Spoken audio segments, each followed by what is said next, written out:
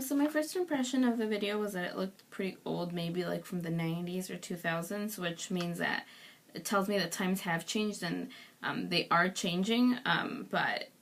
it can still be happening now. And maybe the reason why this guy was so comfortable was because maybe in his upbringing or his community, he grew up with a lot of people that were very similar to him or shared the same beliefs, and he wasn't as exposed to people of different religions or cultures or backgrounds, and that's why maybe now he's showing this level of discomfort. And it just made me wonder how many times this has actually happened in real life, and how many times these people have actually felt uncomfortable by people that weren't like them. And I think this might still be happening now in work environments. Just maybe it's not, I don't want to say it's not happening as often, but maybe it's just not, we're not hearing about it as often as we should be, or maybe it isn't happening as often. But I think it honestly just depends on what kind of environment the work has made for everyone else. So if these people all share the same beliefs and they're all the same kinds of people, maybe it's a more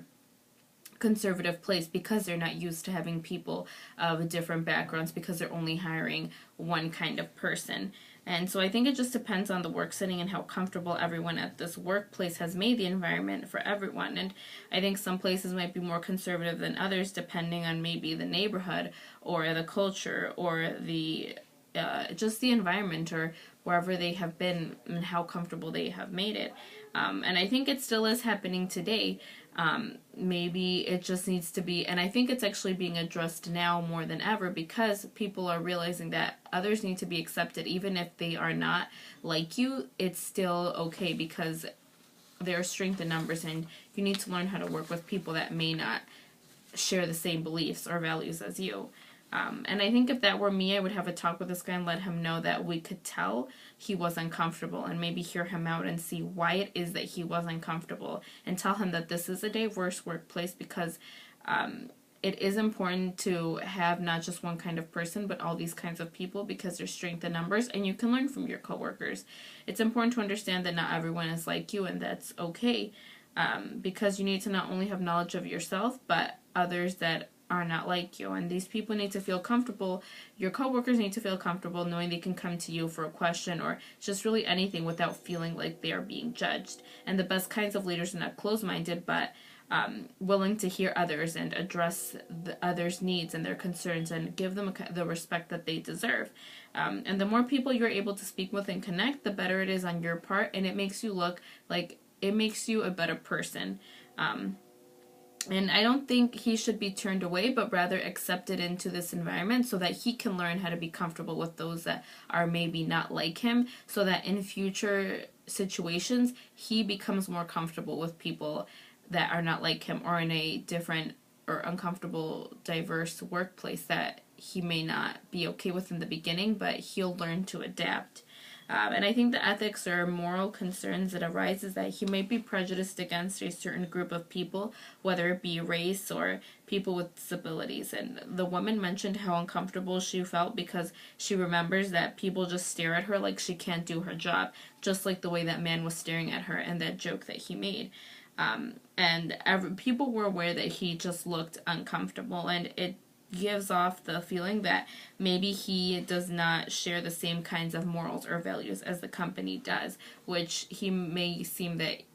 show that he may not be a great asset to the company. And the attributes from the loudest deck that can be seen as a component of getting noticed in Noah's Ark, which is sort of like saying if someone makes you feel uncomfortable or if you feel like the odd one, you may not be inclined to share your ideas or even speak up. So say if this disabled woman or anyone else feels uncomfortable because this potential worker feels uncomfortable with them, they may shut down or not feel as confident to speak up or voice their opinions or give out their ideas, which in turn is not good for them or for the company as well. So I think it's important for the man that was being interviewed to get out of his comfort zone and be willing to work with these people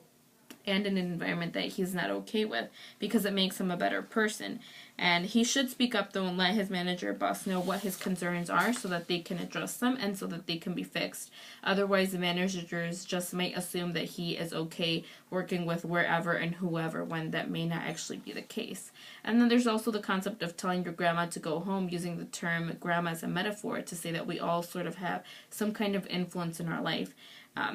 Just like our grandma has taught us life lessons that we may hold on to our entire life, but sometimes when we bring these values or beliefs to work, they may not always end up. It may not always end up in a good situation, and I think there's a component of telling your grandma your beliefs, or well, not really your beliefs, but just these lessons or that may not always be the same as everyone else's, to go home, because you need to be more open and willing to hear others' ideas, but also not be afraid to voice your ideas as well, and just being able to collaborate with other people that may not have the same idea or mindset as you do.